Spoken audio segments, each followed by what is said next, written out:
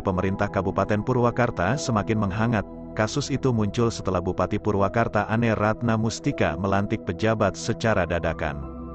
Kejaksaan Tinggi Jawa Barat, Kejati Jabar, pun merespon serius adanya kasus dugaan jual beli jabatan di Purwakarta tersebut karena sudah dilaporkan secara resmi ke lembaga Korsep Adiaksa ini.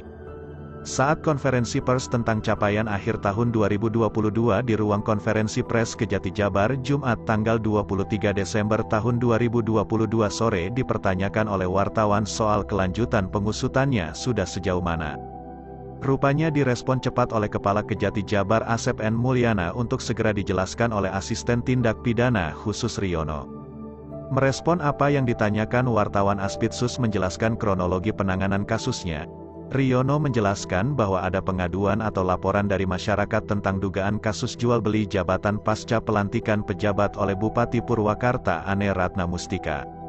Terkait Purwakarta memang ada semacam pengaduan laporan dari masyarakat dan kini sedang kita tangani dalam tahap telaah, ujar Riono saat konferensi pers di Gedung Kejati Jabar Jalan LL Re Martadinata, Kota Bandung. Dijelaskannya bahwa pihaknya telah melakukan analisa dan penelaahan terkait kasus tersebut. Hal itu dilakukan untuk mengetahui unsur tindak pidana korupsinya. Dari analisa kita ketahui unsur menuju tindak korupsi atau tidak, katanya. Di tempat yang sama, Wakil Kepala Kejati Jabar Didi Suhardi menjelaskan duduk permasalahan penanganan kasus dugaan jual beli jabatan di Purwakarta. Menurut Didi Suhardi, memang saat ini bidang Pitsus sedang menangani kasus tersebut, hanya saja tahapnya sekarang ini dalam proses klarifikasi. Tahap ini menurut Didi Suhardi, untuk meminta keterangan kepada pihak terkait baik pelapor maupun terlapor yang nantinya akan dianalisa. Apakah ini terkait tidak pidana khusus suap atau perkara lain sehingga kita nanti akan dapat keterangan setelah pengumpulan data hasil analisa tadi, ujar Didi Suhardi. Dijelaskan Didi, bila kasus dugaan jual beli jabatan itu terkait Pitsus maka akan ditangani kejaksaan, namun bila hanya ranah administrasi maka akan dilimpahkan ke Pemda setempat, dalam hal ini inspektorat. Seperti diketahui kasus ini mencuat pasca Bupati Ane Ratna Mustika melantik sejumlah pejabat Purwakarta. Pelantikan tersebut dinilai janggal karena proses mutasi dan rotasinya mendadak, kemudian pejabat yang dipindahkan dan mengisi jabatan tertentu tidak sesuai kompetensinya. Rotasi dan mutasi yang dilakukan Bupati Ane itu terhadap pejabat di eselon 3 dan 4 dilakukan pada Oktober tahun 2022 lalu. Seiring terjadinya kasus tersebut, beberapa pejabat pun telah dipanggil Kejati Jabar, mengingat sebelumnya ada laporan dari warga Purwakarta terkait dugaan jual beli jabatan. Beberapa di antaranya pejabat yang dipanggil tersebut adalah dari Badan Kepegawaian dan Pengembangan Sumber Daya Manusia, BKPSDM, Purwakarta. Berita yang kedua dikutip dari pojok1.id Purwakarta. APH diminta selidiki anggaran kegiatan-kegiatan di hotel oleh Sekretariat Daerah Purwakarta. 2 catatan hitam pejabat eselon 2 masuk penjara sebagai buktinya. Banyaknya kegiatan yang dilaksanakan oleh Sekretariat Daerah Kabupaten Purwakarta patut dicurigai hanya untuk menghabiskan anggaran jelang tutup buku tahun 2022.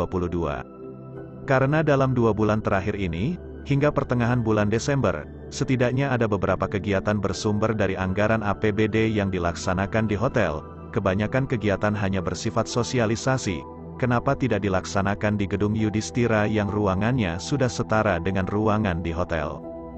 Curiga kan boleh, kenapa harus di hotel? Pemda memiliki gedung mewah, kenapa tidak digunakan fasilitas milik Pemda tersebut? Janggal saja, kelihatannya ada yang aneh. Berapa anggaran yang bisa dipangkas bila dilaksanakan di Gedung Yudhistira, kata Ketua Gerakan Masyarakat Peduli Bangsa, GMPB, Asep Saipudin. Apalagi, lanjut Asep di media online menyebutkan informasi yang cukup fantastis, anggarannya kegiatan-kegiatan itu mencapai 7 miliar rupiah, itu sama dengan pemborosan anggaran Pemda. Sepertinya aparat penegak hukum, APH, harus turun menyelidikinya, karena bila benar anggaran itu mencapai miliaran, ada tidaknya kebocoran anggaran di kegiatan-kegiatan tersebut, lanjut Asep. Untuk melihat itu ada kebocoran apa tidaknya anggaran tersebut, lanjut Asep, sederhana saja untuk menyelidikinya tinggal dilihat pelaksananya panitia atau event organizer. Kalau pakai EO lebih mudah menyelidikinya, tinggal disinkron dengan anggaran-anggaran kegiatan di hotel tersebut yang dikeluarkan Sekretariat Daerah, jelas Asep. Bukan tanpa alasan Asep meminta APH turun untuk menyelidikinya, karena ada catatan hitam masalah anggaran-anggaran yang menggunakan EO selalu bermasalah.